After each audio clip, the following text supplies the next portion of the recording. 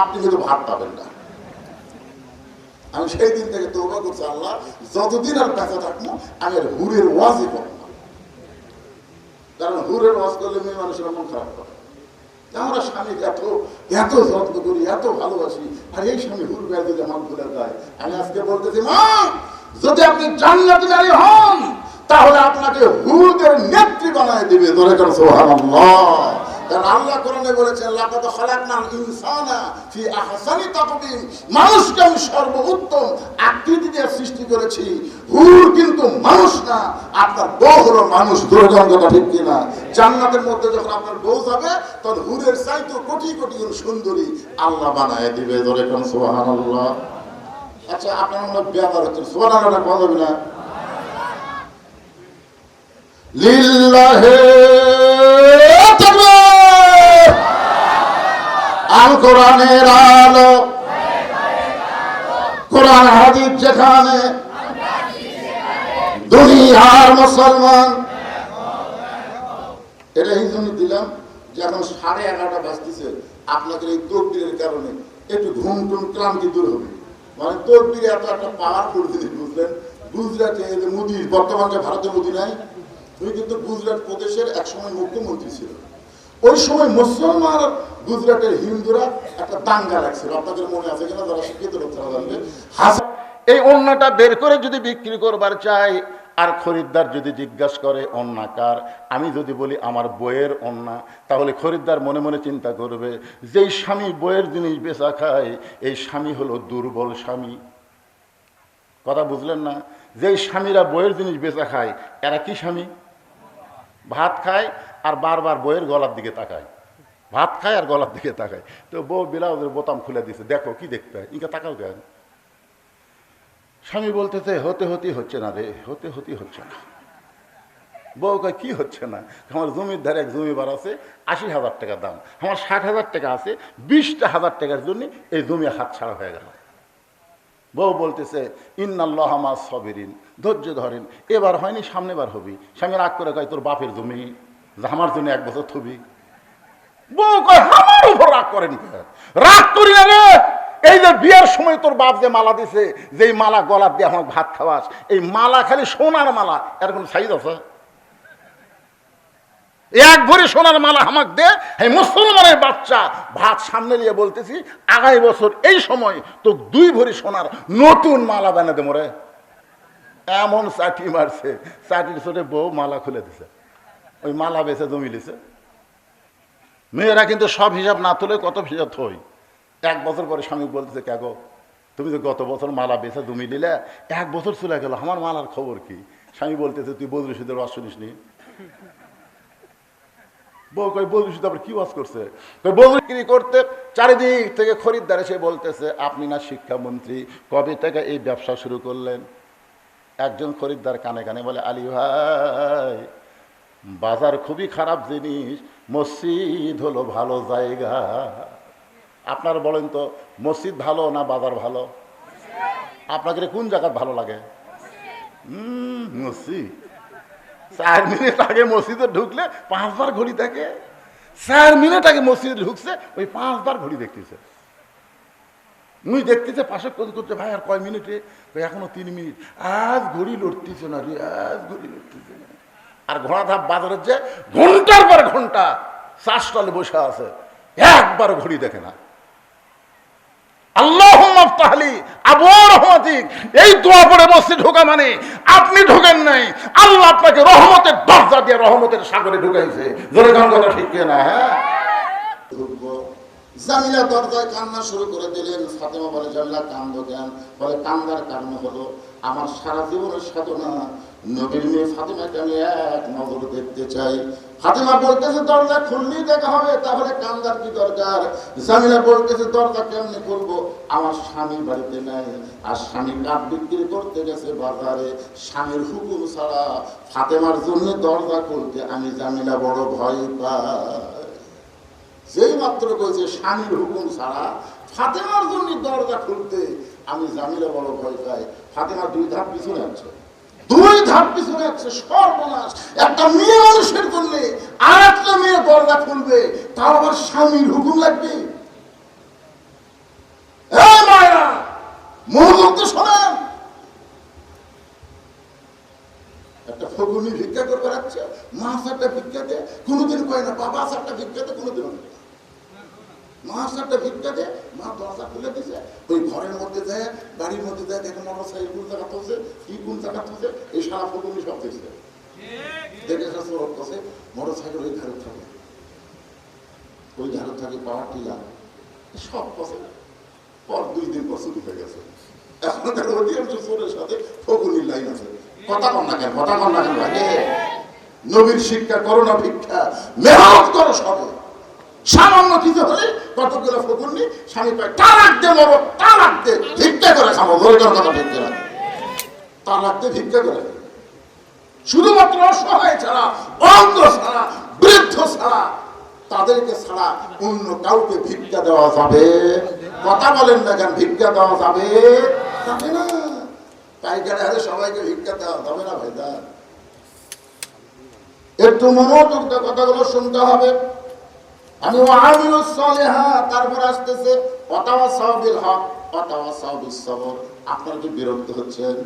একটু মনোযোগ দিয়ে কথাগুলো শুনতে হবে। ফাতেমা 2 ধাপ পিছনে আইছে যে স্বামীর হুকুম ছাড়া আমার জন্য দরজা খোলে না, এর বাড়ির মধ্যে ঢোকাই লাগবে। এমন কি আমল করেছে, আমল করার কারণে আমার আগে আল্লাহকে জান্নাত দেবে, এটা আমার জানাই লাগবে। ফাতেমার আকর্ষণ আরো বাইরে গেছে। জামিলা বলতেছে, ওগো নবীর মেয়ে ফাতেমা, আজকের মতো আপনি বাড়িতে যান, আগামীকাল যদি এই সময় আসেন, আসা মাত্রই দরজা খুলে দিব, কারণ রাত্রেবেলা স্বামীর কাছ থেকে হুকুম নিব, স্বামীর কাছ থেকে হুকুম নিব। আগামীকাল আসা মাত্রই দরজা খুলে দিব। পরদিন ফাতেমা চুপি চুপি জামিলার বাড়ির দিকে যখন রওনা দেয়, ছোট্ট একটা বাচ্চা সামনে টানায় বলে, মা গতকাল বিকেল বেলা আপনাকে অনেক খুঁজেছি মা, কিন্তু আপনাকে খুঁজে পাই নাই। আজকেও চোরের মতন কোথায় যান, আমি আপনার সঙ্গে যাওয়ার চাই। ফাতেমা দেখলেন বাচ্চাটা আরো হোসাইন। হাসান হলে বুঝান যাইতো, কিন্তু হোসাইন বড় জেদি, বুঝালেও কাজ হবে না। ওই হোসাইনকে সঙ্গে করে জামিলার বাড়ির দরজায় যেই মাত্র গেছে, হোসাইন দরজার সামনে গিয়ে বলতেছে, মা এই ভাঙ্গা দরজায় তুমি গতকাল আইছিলা, আজকেও কেন আসলাম? এই বাড়িতে এমন কি আছে মা, যে বাড়িতে আমার মাকে বারবার আসতে হয়, এই বাড়িতে এমন কি আছে? এমন সময় ফাতেমা দরজায় গিয়ে বললেন, জামিলা তুমি কি দরজা খুলবা না? জামিলা বলতেছে, 1 ঘন্টা হলে আমি দাঁড়িয়ে আছি, আপনি আসা মাত্রই দরজা খুলে দিব। ফাতেমা বলতেছে, তাহলে দরজা খুলে দাও। এবার জামিলা বলতেছে, কে যেন আপনাকে মা মা বলে চিৎকার করে ডাকলো। ওই বাচ্চাকে নিয়ে যদি আপনি ঢুকতে চান, তাহলে আজকের মতো আপনি ফেরত যান, কারণ আমার স্বামী শুধুমাত্র আপনার জন্য দরজা খোলার হুকুম দিয়েছে, আপনি বাচ্চাকে সঙ্গে করে আনবেন, এই হুকুম তো আমার স্বামী দেয় নাই। সঙ্গে সঙ্গে হোসেন রাগ করে বলে, মা যে মেয়েটা আমি থাকার কারণে তোমার জন্য দরজা খোলে না, এই মেয়েটা কোনোদিন ভালো মেয়ে হতে পারে না, অত্যন্ত খারাপ মেয়ে। সঙ্গে সঙ্গে ফাতেমা হোসেনকে বুকের মধ্যে নিয়ে কপাল একটা চুমু দিয়ে বলে, বাবা তুমি যে মেয়েটাকে খারাপ বলতেছ, তোমার নানা বলেছে ওই মেয়েটা তোমার মায়ের আগে জান্নাতে যাবে। তুমি যে মেয়েটাকে খারাপ বলতেছো, তোমার নানা বলেছে ওই মেয়েটা তোমার মায়ের আগে জান্নাতে যাবে। সঙ্গে সঙ্গে হোসাইন মায়ের হাত ধরে বলতে, মা তাহলে আসল জায়গায় চলো, এই নকল জায়গায় ধরে কোনো লাভ হবে না। ফাতেমা বলতেছে, আসল জায়গা কোনটা? হোসেন বলে, তুমি চেনো না, আমি তোমাকে টেনে টেনে আসল জায়গায় নিয়ে যাব। আপনারা বলেন তো, গোটা পৃথিবীর মধ্যে আসল জায়গা কোনটা? গোটা পৃথিবীর মধ্যে আসল জায়গা কোনটা সেটা আপনারা বোঝেন নাই, কিন্তু বহু বছর আগে আব্দুল আলিম গানের মধ্যে বলে দিয়েছে, মনে বড় আশা ছিল আমি যাব মদিনায়। সবাই বলেন, মনে বড় আশা ছিল আমি যাব মদিনায়। আচ্ছা, এই গান গাইলে গুনাহ হবে? এই গান প্রথম কে গাইছিল? আব্দুল আলিম 69 সালে দিনাজপুরের সমস্ত আলেমেরা ফতোয়া দিছে, আব্দুল আলিম আপনি মূর্খ, আপনি মূর্খ থেকে এই গান এভাবে গাচ্ছেন। আব্দুল আলিম বলতেছে, আমার মতো মূর্খ আমি কি দেখলে? সমস্ত আলেম বলতেছে, আব্দুল আলিম গানটা যদি গাবার চাও তাহলে এভাবে গাও, মনে বড় আশা ছিল যাব মক্কা মদিনায়। তুমি মক্কারে বাদ দিয়ে শুধু মদিনায় যাওয়ার চাও, যে মক্কায় 1 রাকাত নামাজ পড়লে 1 লক্ষ রাকাত নামাজের সওয়াব, ধরে যান সুবহানাল্লাহ। সেই মক্কা বাদ দিয়ে তুমি মদিনায় যাওয়ার গান গাইতেছো, বরং তুমি বলো মনে বড় আশা ছিল যাব মক্কা মদিনায়। আব্দুল আলিম তখন কোরআন থেকে একটা শিল্পী হয়েও কোরআন বোঝে, কোরআন থেকে তেলাওয়াত করলেন, কুল ইন কুনতুম তুহিব্বুনাল্লাহ ফাত্তাবিউনি ইউহিব্বুকুমুল্লাহ ওয়া ইয়াগফির লাকুম যুনুবাকুম ওয়াল্লাহু গফুরুর রহিম। আব্দুল আলিম বলল, রে আলিমেরা শোনো, ওই মদিনার মানুষটাকে যদি হাত করতে পারো, ওই মদিনার মানুষটার সুন্নাত যদি আমল করো, ওই মদিনার মানুষটার আদর্শ যদি গ্রহণ করো, তাহলে শুধু মক্কা নয়, মক্কার মালিক পর্যন্ত রাজি হয়ে যায়। শুধু মক্কা নয়, মক্কার মালিক পর্যন্ত রাজি হয়ে যায়। তাহলে আসল জায়গা কোনটা, মক্কা না মদিনা? সবাইকে বলা লাগবে কোনটা, আরো জোরে।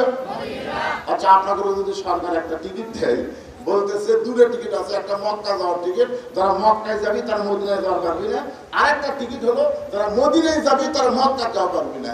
আপনার কোন টিকিট কাটবেন? কেন কাটবেন? কারণ মক্কা কি আছে, কথা কয় না। আল্লাহর ঘর যেই দিন মক্কা বিজয় হলো, সাহাবারা বললেন, ইয়া রাসূলুল্লাহ, মক্কা যখন বিজয় হলো, আজকে আমরা কাবা ঘর তাওয়াফ করব। আল্লাহ রাসূল বলেন, আমারও মন চাচ্ছে, চলো যাই। সমস্ত সাহাবী নিয়ে নবী মুআল্লিম হয়ে, শিক্ষক হয়ে সবার আগে আগে নবী যাচ্ছে, সাহাবীরা পিছনে পিছনে যাচ্ছে। রাসূল বললেন, 7 পাকে এক তাওয়াফ। কয় পাকে? কি হাইসা ভুল করেছেন? 7 পাকে কয় তাওয়াফ? এক তাওয়াফ।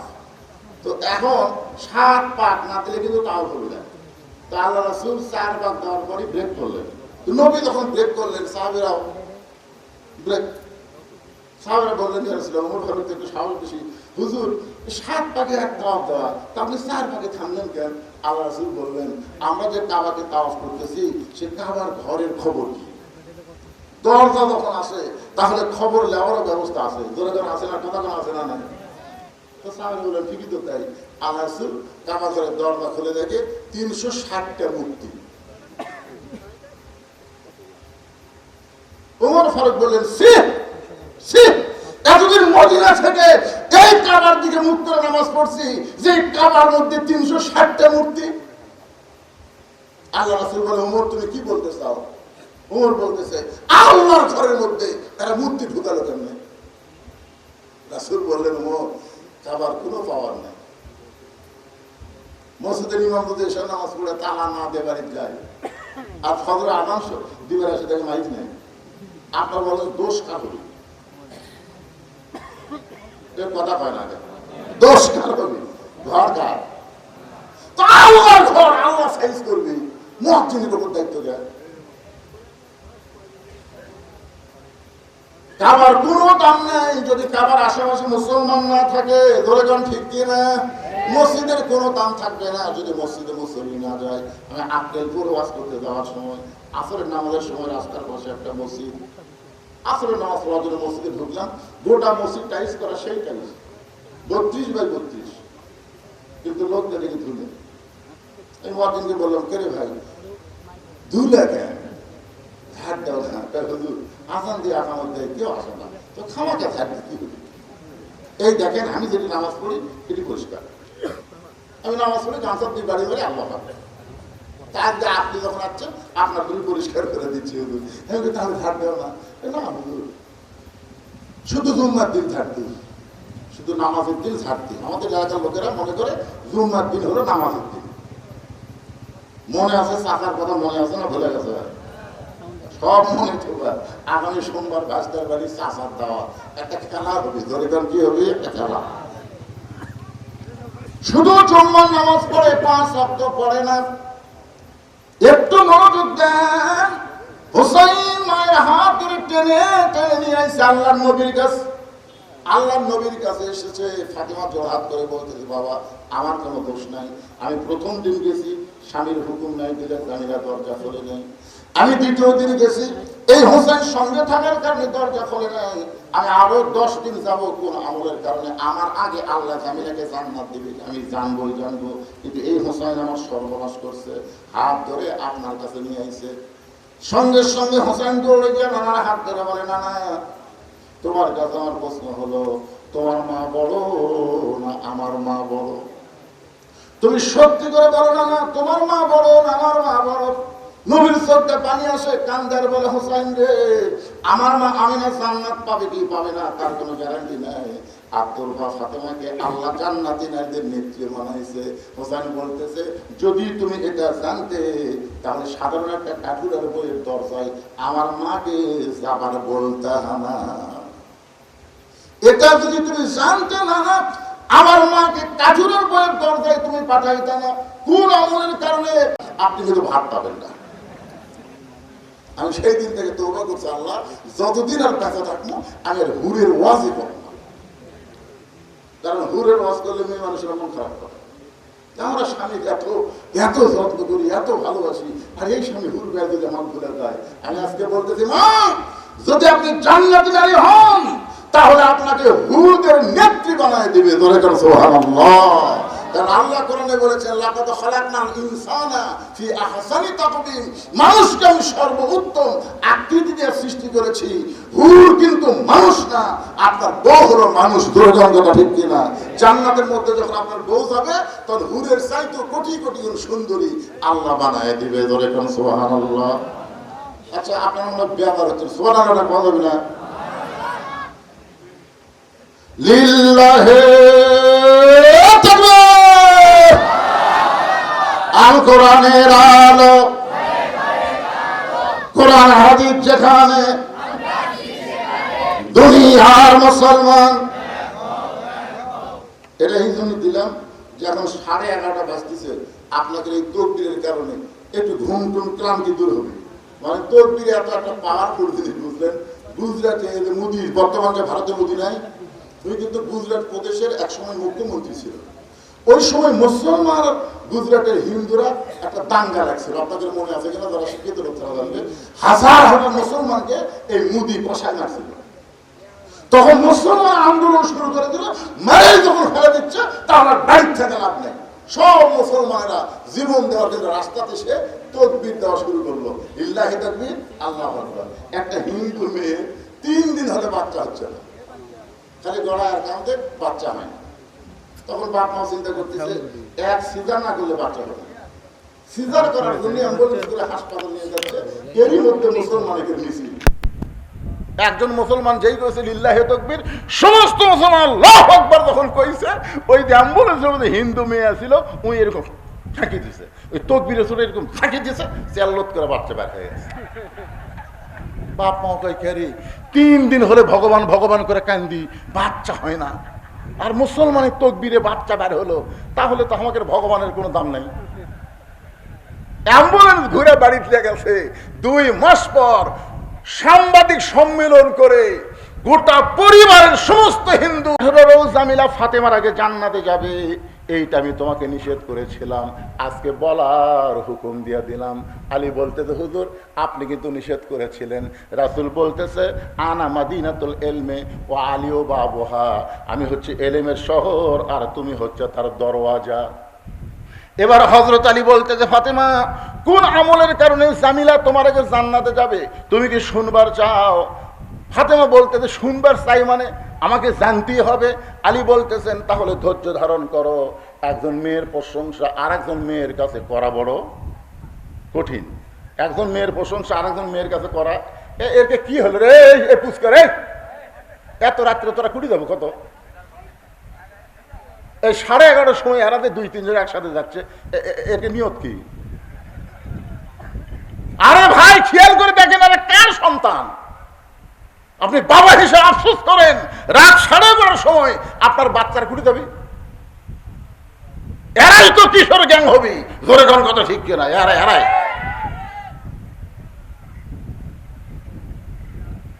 যুবকেরা খালি মনোযোগ তো শোনো।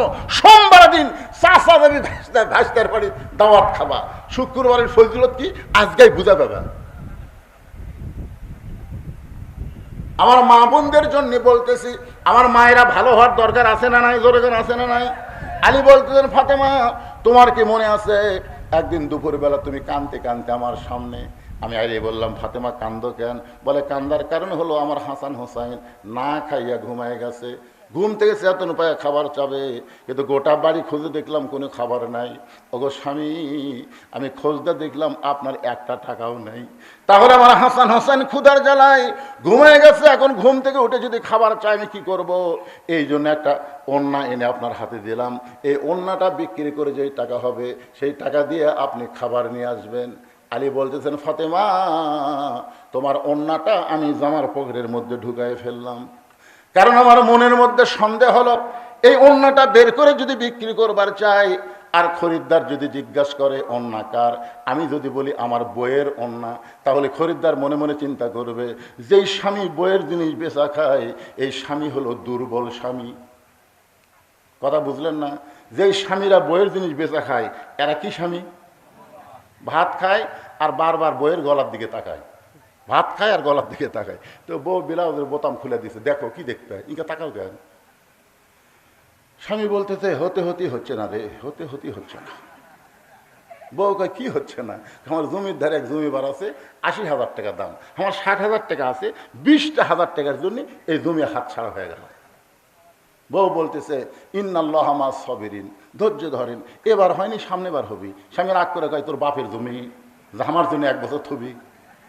বউ কয় আমার উপর রাগ করেন?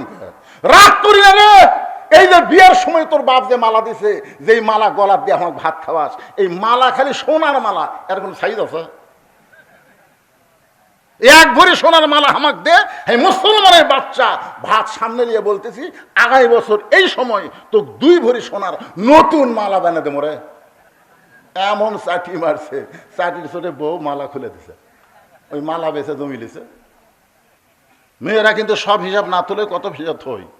1 বছর পরে স্বামী বলতেছে, কে গো, তুমি যে গত বছর মালা বেছে জমি দিলে, 1 বছর চলে গেল, আমার মালার খবর কি?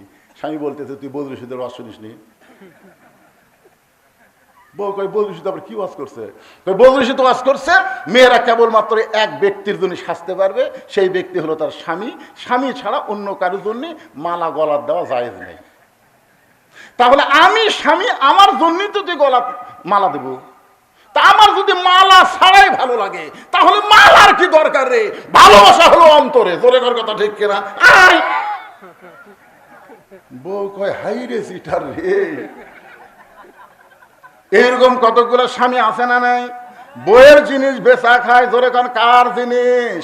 বইয়ের জিনিস বেচা খায়। আলী মনে মনে চিন্তা করে ওন্না বিক্রি করবার গেলে যদি কেউ জিজ্ঞাসা করে এটা কার ওন্না, আমি যদি বলি আমার বউ ফাতেমার ওন্না, তার লোকটা মনে মনে চিন্তা করবে আলী বড় দুর্বল হয়ে গেছে, বইয়ের জিনিস বিক্রি করতেছে। আলী পকেটের মধ্যে নিয়ে গোটা বাজার ঘুরতেছে, হঠাৎ একজন খরিদ্দার এসে বলে, আলী ভাই, আলী ভাই, আপনি মনে হয় কিছু বিক্রি করবেন। আলী চমকে উঠছে, আমি বিক্রি করব এটা আমার আল্লাহ জানে আর আমি জানি, দুনিয়ার কোনো মানুষ তো জানার কথা না। হঠাৎ হযরত আলী দেখতে পাই ওই লোকটা ব্যাগ ফাঁক করে ধরছে। আলী ওন্নাটা যেই মাত্র ব্যাগের মধ্যে দিল, লোকটা একটা বার ওন্নার দিকে তাকালো না, ওই ব্যাগের মাথা ধরে আলীর হাতে 6টা দিরহাম দিয়ে কোথায় যেন উধাও হয়ে গেল। হযরত আলী 6টা দিরহাম নিয়ে এক দৌড়ে খাবার দোকানদারের কাছে গিয়ে বললেন, ভাইজান, আমার হাসান হোসেন না খেয়ে ঘুমিয়ে গেছে, চেতন পাইলেই খাবার চাবে, এই 6টা দিরহামের যে খাবার হয় সে খাবারটা একটু টোপলা করে দাও। দোকানদার টোপলা করে যখন আলীকে দিবে, আলী পকেট থেকে যখন 6টা দিরহাম দোকানদারকে দিবে, এমন সময় এক ফকির এসে বলতেছে, আলী রে, আজকে 3 দিন হলে আমার বাড়িতে কোনো খাবার নাই। আলী, আজকে 3 দিন হলে আমার বাড়িতে কোনো খাবার নাই। আলী মনে মনে চিন্তা করে আল্লাহ কোরআনে বলেছেন, আম্মা সাইলা ফালা তানহার, সাইলকারীকে খালি খালি ফেরত দেওয়া যাবে না। আমি কি করব?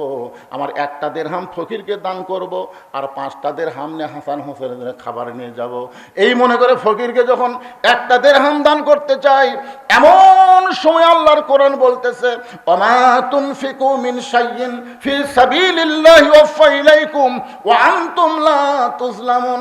আলী রে, তুই যদি ফকিরকে 1টা দিরহাম দিস, আমি আল্লাহ তোকে 10টা দিরহাম দেব। তুই যদি 2টা দিরহাম দিস, আমি আল্লাহ তোকে 20টা দিরহাম দেব। তুই যদি 6টা দিরহাম দান করিস রে আলী, আমি আল্লাহ তোকে 60 দিরহাম দিয়া দিব। জোরে সোরে বলেন সুবহানাল্লাহ। হযরত আলী 6টা দিরহাম ফকিরকে দান করে দেয়।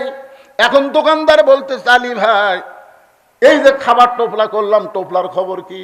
আপনি 6টা দিরহাম তো দিয়া দিলেন, এখন টোপলা কি করব? আলী বলতেছে, এক টোপলা দিয়ে আমার হবে না, তুই 2 বস্তা খাবার প্যাকেট কর। আল্লাহর কোরআনকে বিশ্বাস করে হযরত আলী বাজারের মধ্যে ঘুরতেছে। এমন সময় এক ব্যক্তি উট নিয়ে বাজার দিকে আসতেছে। আলীর সালাম দিয়ে বলে, আলী ভাই, উটটাকে আপনি কিনবেন? আলী বলতেছে, 1 পয়সা পকেটে নাই, উটটা কেমনে নিব? উটওয়ালা বলতেছে, 100 দিরহাম বাকিতে উটটা কিনবেন, বিক্রি করে আমাকে টাকা দিবেন, এটাও কি আপনি পারবেন না? আলী বলতেছে, আমার জীবনে এমন ভাগ্য কোনোদিন হয় নাই, 100 দিরহামে বাকিটা উটটা কিনে যেই মাত্র উট বিক্রি করার বাজারে গেলাম, চারিদিক থেকে মানুষ আমাকে ঘিরে ধরে বলতেছে, আলী ভাই, আপনি হলেন শিক্ষামন্ত্রী। জোরে কারণ সুবহানাল্লাহ। আল্লাহর নবী যখন মদিনার রাষ্ট্রপতি ছিলেন, ওই সময় আলীকে আল্লাহর নবী শিক্ষামন্ত্রীর দায়িত্ব দিয়েছিলেন। ধর্মমন্ত্রী হলেন আবু বকর, আইনমন্ত্রী হলেন হযরত ওমর, অর্থমন্ত্রী হলো ওসমান গনি, আর শিক্ষামন্ত্রী হলেন হযরত আলী। সুবহানাল্লাহ কোন, জোরে কোন ভারে। আচ্ছা, বাংলাদেশে আলীর মতন শিক্ষামন্ত্রী যদি থাকতো, তাহলে ফরকানিয়া মাদ্রাসার জন্য ভিক্ষা করা লাগতো, চায়ে চিন্তা করা লাগতো, প্রাইমারির জন্য ভিক্ষা করা লাগতো, আকডম বাকডম ঘরম সাথে ঢাক ঢোলক ঝাঁঝর বাজে এই মিথ্যা শিক্ষার জন্য 1টা পয়সাও খরচ করা যাবে না। জালিকাল কিতাবুল লা রাইবা ফিহি হুদাল লিল মুত্তাকিন, যেখানে আল্লাহর কোরআনে শিক্ষা হয়, সেই শিক্ষার জন্য সরকারের বাজেট হবে। জোরে কথা ঠিক কিনা? কথা বলেন। কিন্তু যে কয়টা শিক্ষামন্ত্রী আমরা পাচ্ছি, সব শালায় নাস্তিক। রাসূল বলেছেন, খায়রুকুম মান তাআল্লামাল কুরআন ওয়া আল্লামা। একেবারে ছেলেবেলেরা, তোরা যে রাস্তায় ঘুরিস, তোর কি ঘোরনি ব্যারাম হসা? এই দেখেন দেখেন দেখেন, ছোটবেলা একটা গান শুনছিলাম, চাবি মাইরা দিছে সাইরা, চাবি মাইরা দিছে সাইরা, জনম ভরা ঘুরিতাছে। এমন শয়তানের লোক চাবি মারছে ভাই, ওরা খালি মেলা ঘুরতেছে, এই দাঁত দিয়ে যায়, বসে না বসে না। কেরে সোমবার দিন চাচা ভাইস্তার বাড়ির যাবি, তারপরে তোরা বসিস না কেরে? দেখছো দেখছো, 2জন খাটা ডাঁটের লাল খাই, তা বসে আগে।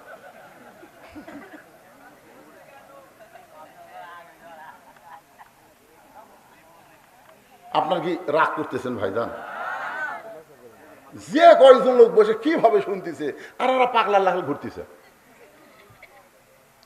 এই বুড়া মানুষদের ভালো হওয়ার কোনো দরকার নাই, কারণ বুড়া মানুষ বুড়া বয়সে তওবা করতেছে। আল্লাহ আল্লাহ, মানে যতদিন ঘুষের চাকরি আছিল ততদিন তওবা করেনি, বুঝলেন? যেই চাকরি রিটায়ার হচ্ছে তখন তওবা করতেছে, আল্লাহ আমি আর জীবনে ঘুষ খাবো না, আল্লাহ আমি আর ঘুষ খাবো না।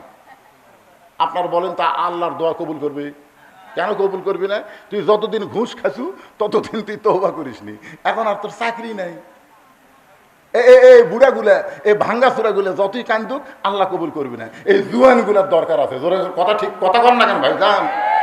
এই জন্যই ছেলেদেরকে বলতেছি, ঘুরিস না, বস। তোরকে জন্য ভাস্তার বাড়ির চাষা যাবি, আর তোরা বসিস না। যে কয়টা মেলা মূলত আছে সবাই চলে আসো। অত্যন্ত গুরুত্বপূর্ণ বিষয় আমার মায়েরা বোনেরা, মনোযোগ দিয়ে শোনেন। হযরত আলী যখনই উটের বাজারে গেছে উট বিক্রি করতে, চারিদিক থেকে খরিদ্দার এসে বলতেছে, আপনি না শিক্ষামন্ত্রী, কবে থেকে এই ব্যবসা শুরু করলেন? একজন খরিদ্দার কানে কানে বলে, আলী ভাই, বাজার খুবই খারাপ জিনিস, মসজিদ হলো ভালো জায়গা। আপনার বলেন তো, মসজিদ ভালো না বাজার ভালো? আপনাকে কোন জায়গা ভালো লাগে? মসজিদ।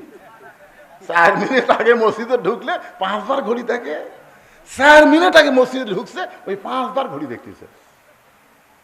মুই দেখতেছে পাশে করছে, ভাই আর কয় মিনিটে? এখনো 3 মিনিট। আজ ঘড়ি লড়তেছে না রে, আজ ঘড়ি লড়তেছে না। আর ঘোড়া ধাপ বাজারের যে ঘন্টার পর ঘন্টা চা স্টলে বসে আছে, একবার ঘড়ি দেখে না। আল্লাহুম্মা আফতাহলি আবওয়াব রাহমাতিক, এই দোয়া পড়ে মসজিদ ঢোকা মানে আপনি ঢোকেন নাই, আল্লাহ আপনাকে রহমতের দরজা দিয়ে রহমতের সাগরে ঢুকাইছে। জোরে গান কথা ঠিক না? হ্যাঁ, বাজার অত্যন্ত খারাপ জিনিস। আলী ভাই, উটটার দাম কত নিবেন? আলী রাগ করে বলতেছে, আমি দাম চাবো না, তুমি যা মনে হয় একটা বলো। খরিদ্দার বলতেছে, 160 দিরহাম দিলাম। হযরত আলী উটটা বিক্রি করে 100 দিরহাম উটওয়ালাকে দিয়া বাকি 60টা দিরহাম না দোকানে গেছে। দোকানদারকে বলছে যে ভাই খবর কি? বলে আপনার কথা মতো 2 বস্তা খাবার প্যাকেট করেছি, দাম কত? বলে 60 দিরহাম দিলেই চলবে। হযরত আলী 60টা দিরহাম দিয়া 2 বস্তা 2 কান্দে নিয়া বাড়ির দিকে রওনা দিলেন। যেই মাত্র বাড়ির কাছে দরজাটা ভিড়ানো ছিল, কিন্তু আলী দরজার কাছে আসা মাত্রই দরজার খিল লেগে গেল। মানে ফাতেমা জানলা দিয়ে খালি দেখতেছে যে অন্য বিক্রি করবার দিলাম, এত দেরি হয় কেন? কিছুক্ষণের মধ্যে তো হাসান হোসেন চেতন পাবি, আর চেতন পাই তো খাওয়ার জন্য কানবি। আমার স্বামীকে হাঁটুর যায়, কি হলো রে? এ জানলা দিয়ে দেখতেছে, দেখতে দেখতে দেখে 2 বস্তা। মনের মধ্যে সন্দেহ হয়েছে, অন্য বিক্রি করার টাকা দিয়ে বড় জোর 1 টোপলা হবি, এই 2 বস্তা কোথায় পাবি? এই 2 বস্তা কান্দে দেখে খুশি না হয়ে রাগ করে দরজায় খিল লাগা দিস। আলী বলতেছে ফাতেমা দরজা খোলো। ফাতেমা বলতেছে 2 বস্তা কেমনে পাইলেন আগে সেটা বলেন। আলী বলতেছে ফাতেমা দরজা খোলো। ফাতেমা বলতেছে অন্য বিক্রি করার টাকা দিয়ে বড় জোর 1 টোপলা খাবার হবে, আপনি 2 বস্তা কোথায় পেলেন আগে সেটা বলেন। আলী বলতেছে ফাতেমা দরজা খোলো। ফাতেমা বলতেছে আগে বলেন 2 বস্তা কেমনে হলো? 10 বার। কয়বার? ফাতেমা 10 বার কইছে, আলীও 10 বার কইছে। ফাতেমা বলতেছে 2 বস্তা কোথায় পাইলেন যতক্ষণ না বলবেন ততক্ষণ দরজা খুলবো না। এমন সময় আল্লাহর কোরআন সামনে এসে বলতেছে আর রেজালু কাওয়ামুনা আলান নিসা, পুরুষেরা থাকবে নারীদের উপরে। সুবহানাল্লাহ। কোন বহুদিন আমরা বাংলাদেশে নারীদের তলে ছিলাম, আগামী ইলেকশনে আর যেন নারীদের তলে না থাকা না লাগে, মরদ মরদ যেন আমাদের নেতা হয়। জোরে জোরে কথা বলে। আল্লাহর কোরআনে বলেছে আর রেজালু কাওয়ামুনা আলান নিসা, পুরুষেরা উপরে থাকবে, নারীরা তলে থাকবে। আলী কয় ফাতেমা তুই দরজা খুলবো না, আর আমি তোকে আগেই কমো, আমি তো তলে থাকবো। রাগ করে 2 বস্তা কান্দে করে নবীর দরবারে গেছে। যেই মাত্র হযরত আলী নবীর দরবারে, এমন সময় নবী বসেছিলেন, নবী দাঁড়িয়ে গেলেন। নবী দৌড়ে এসে আলীকে সালাম দিলেন। সালাম দিয়ে আলীর কপালে একটা চুমা দিয়া কাঁধ থেকে 2 বস্তা নবী নামায় নিলেন। নবী 2 বস্তা আলীর কাঁধ থেকে নামাই নিলেন, কিন্তু আলীর মুখে কোনো হাসি নাই। রাসূল বললেন আলী রে, আমি দৌড়ে এসে 2 বস্তা তোমার কাঁধ থেকে নামাই নিলাম, তোমার কপালে চুমা দিলাম, তোমারে সালাম দিলাম, এরপরেও তোমার মুখটা ভার দেখতেছি, তোমার মুখে হাসি নাই কেন? আলী বলতে যে হুজুর আপনি অত্যন্ত ভালো মানুষ, কিন্তু আপনার মেয়ে ভালো না। আপনি অত্যন্ত ভালো, আসা মাত্র আপনি আমাকে সালাম দিয়া আমার কপালে চুমা দিয়ে আমার কাঁধ থেকে 2 বস্তা নেমে নিলেন, আর আমি ঘন্টার পর ঘন্টা দরজার ডেড়া ছিলাম, আপনার মেয়ে দরজা খোলে নাই। রাসূল বলে আলী রে, ফাতেমা যদি দরজা খুলতো তুমি কি আমার কাছে আসতা? আলী বলতেছে না হুজুর, ফাতেমা দরজা খুললে আমি আপনার কাছে আসতাম না। রাসূল বলে আলী আমার মেয়ে ইচ্ছা করে দরজা খোলে নাই তোমাকে আমার কাছে পাঠায় দেওয়ার জন্যে। আলী চমকে গিয়ে বলতেছি ইয়া রাসূলুল্লাহ, এটা কেমন কথা আমি বুঝলাম না। রাসূল বলে আলী তুমি কি বলতে পারো কোন খরিদ্দার তোমার কাছ থেকে অন্যায় কিনেছে? আলী তুমি কি বলতে পারবে কোন ফকির তোমার কাছে ভিক্ষা চাইছে? আলী তুমি কি বলতে পারবা কে তোমার কাছে উট বিক্রি করলো? ও আলী তুমি কি বলতে পারবা কে তোমার কাছ থেকে উট কিনে নিয়ে গেল? আলী বলতেছে আমি জানি না। রাসূল বললেন এজলেস। এজলেস মানে কি? আমি নবী জানি, আল্লাহ আমাকে জানাইছে, আমি এখন তোমাকে জানাবো। আলী তুমি কি জানতে চাও? আলী বলতে দূর জানতে চাই মানে আমারও মনের মধ্যে এরকম হচ্ছে, কে অন্য কিনল রে? কোন ফকির আমার কাছ থেকে ভিক্ষা লেগে গেল? কে আমার কাছে উট বাকি বিক্রি করলো? আবার কে খরিদ্দারে উটটা কিনলো? এটা আমি জানবার চাই। রাসূল বললেন তাহলে বসো। আলী জানবার চাই, আপনারা জানবার চান না? কারা কারা জানবার চান দেখে আল্লাহ একটু হাত দেখান তো বাবা। এই যাই হাত তোলেনি আল্লাহ তার হাত দান লীলা হয়ে যায়। আল্লাহ টান টান করে তোলেন তো, হাত নামান, হাত লিল্লাহে তাকবীর, হাত নামান, হাত। সবাই জানবার চান, সবাই এই নবীর এই ফোরকানিয়া মাদ্রাসাতে এখন কিছু দেওয়া লাগবে জান। যে 2টা হাত তুললেন এই মাদ্রাসায় 50টা কোরআন শরীফ দেওয়া লাগবে। 1 কোরআন শরীফ এর কোন দিকে যাচ্ছে? আচ্ছা আচ্ছা আচ্ছা, হ্যাঁ শেষ করতে কোটি বারে 11:15 বাজছে। শেষ করছি গুটি এটা মানুষ মারার কথা না, ভালো মানুষের কথা। চা চা ভাইস্তার বাড়ির যাবি, সেও আজ এখন আসি, ও আর শেষ করছি আমি। এটা একটা মৌকা বুঝা যে এ আলী জানার জন্য বসে গেছে, আপনারাও জানবেন। এই নবীর মাদ্রাসা একটা কোরআন শরীফ বাবদ 500 টাকা, একটা 500 টাকা লোড দিবেন, একটা কোরআন শরীফ দান করার সওয়াব আল্লাহ আপনাকে দিবে। যাদের বাপ মা কবরে গেছে আল্লাহ কবরে সওয়াব পৌঁছায় দিবে। এমন কোন আল্লাহর বান্দা আছেন যে হুজুর আমি একটা কোরআন শরীফ বাবদ আমি 500 টাকা দিব, এরকম কোন আল্লাহর বান্দা আছেন আপনাদের মধ্যে? দেখেন দেখেন আল্লাহর বান্দার দিকে একটু তাকায় দেখেন। টাকা থাকলি এই টাকা কি বাবা লোক তুললে হবি না, লগত লগত পকরত নাই, শোনা শোনা শোনা শোনা, মাশাল্লাহ মাশাল্লাহ। দেখেন তো কয়টা দেয়, আমি চাচ্ছি একটা দিয়ে দিল, দুইটা ভিতরের গামছা আদায় কয় টাকা হবে? কে করলো ভিতরে? এখনই ভিতর গামছা কিসের? যারা যাবি সিটা পাতান চলে যাবে, অসুবিধা কি? আমরা দানাদার ইমানদার ধান চাই, জোরে কোন কথা ঠিক কিনা?